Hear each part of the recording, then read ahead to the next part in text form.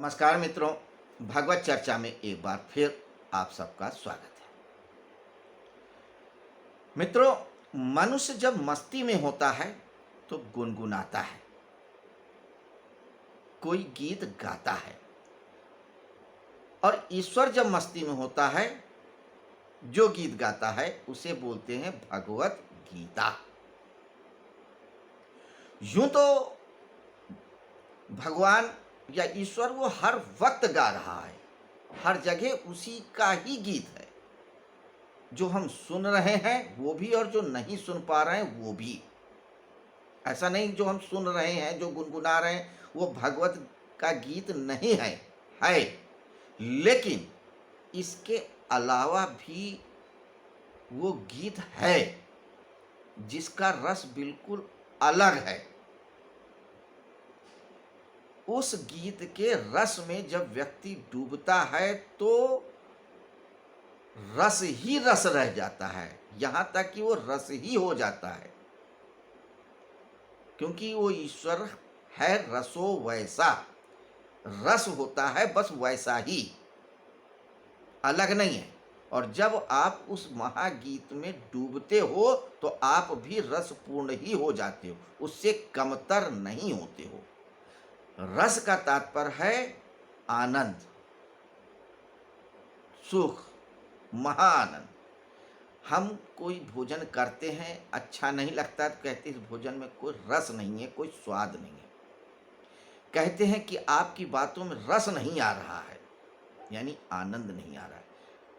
तो रस का मतलब आनंद, अच्छा लगना। ईश्वर का जो गीत है वो आनंद ही है, रस ही है। बात सिर्फ इतनी सी है कि हम उस महागीत को सुनना ही भूल गए हैं, स्मरण ही नहीं है कि वह ईश्वर भी कोई गीत गा रहा है। हम सिर्फ अपनी ही बात सुनने में और सुनाने में लगे हुए हैं, ईश्वर के उस गीत को सुनना ही छोड़ दिया है। जन्मों जन्मों से विस्मरण ही हो गया है कि ईश्वर भी कहीं गीत गा रहा है, सोहम की तरह, ओम की तरह, अनहत नाद की तरह।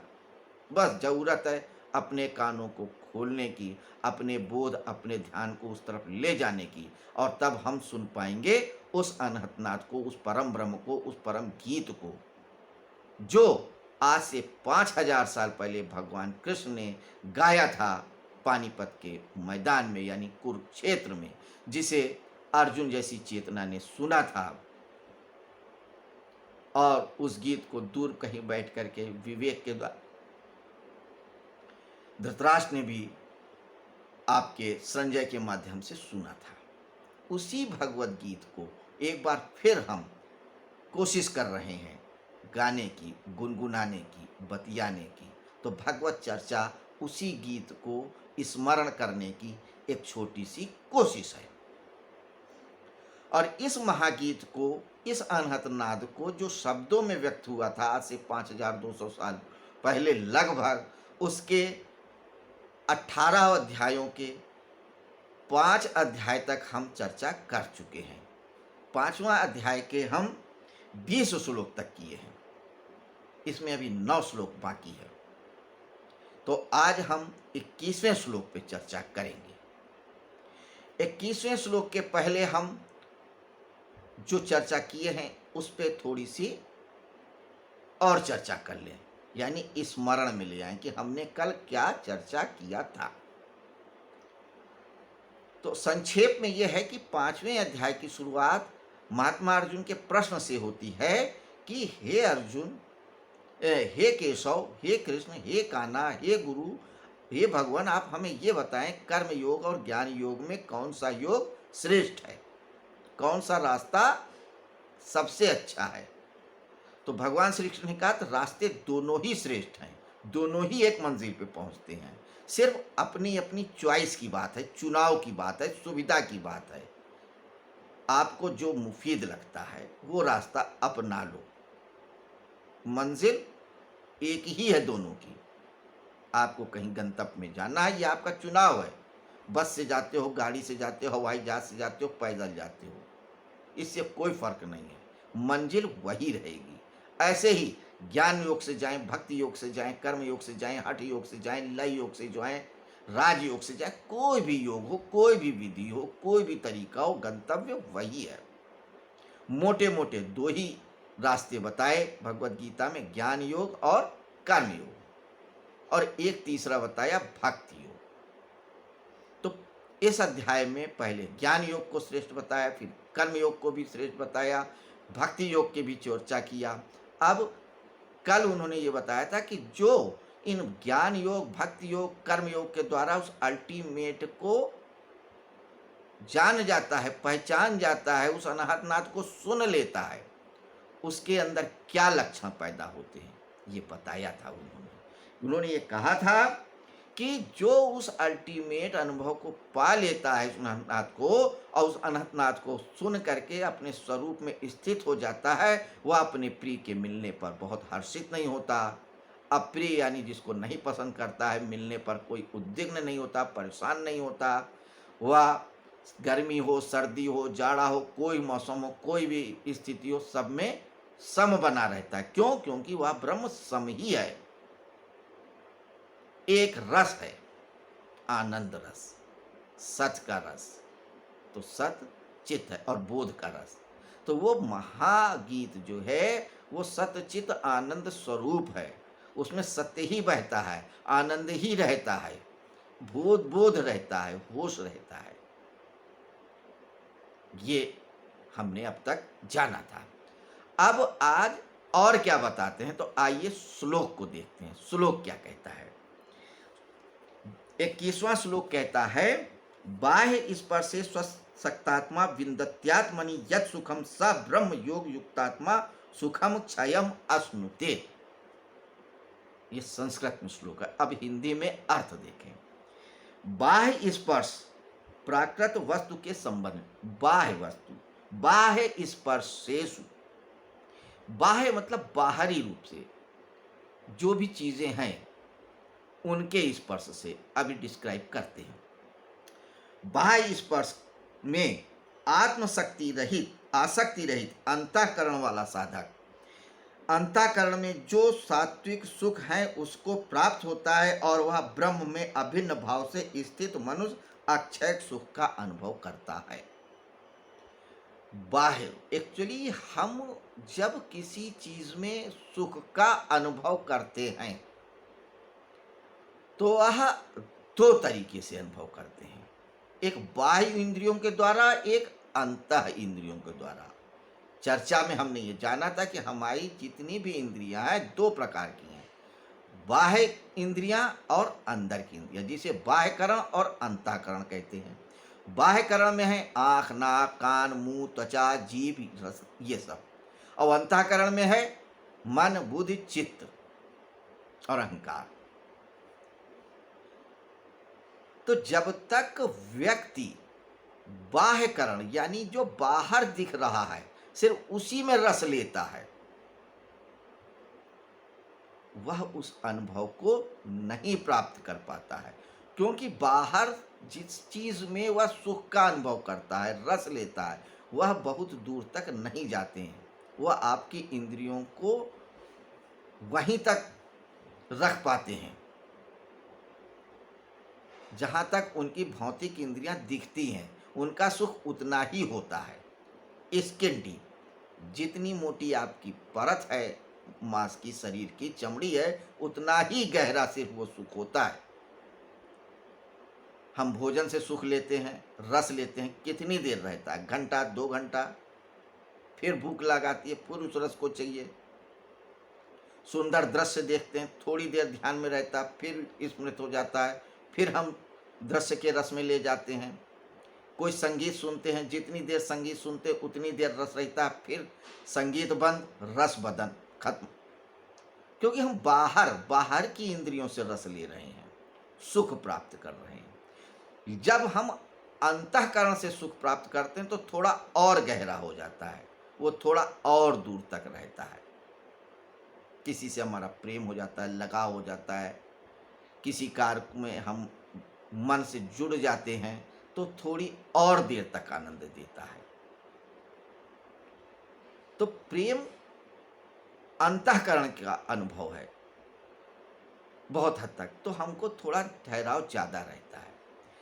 तो जब व्यक्ति इन बाहर के सुखों को छोड़ के अंदर के सुखों की तरफ ध्यान देता है, आसक्ति रहित, एक शब्द आया आसक्ति रहित, यानी कि बाहर के जो सुख हैं उसको भी और अंदर यानी अंतःकरण से जो सुख मिल रहा है उन दोनों सुखों के प्रति कोई आसक्ति ना रखे, वो तो वह ब्रह्म से अभिन्न भाव से जुड़ जाता है। तब वह परम सत्य से अभिन्न भाव से, यानी फिर वह अलग नहीं होता है।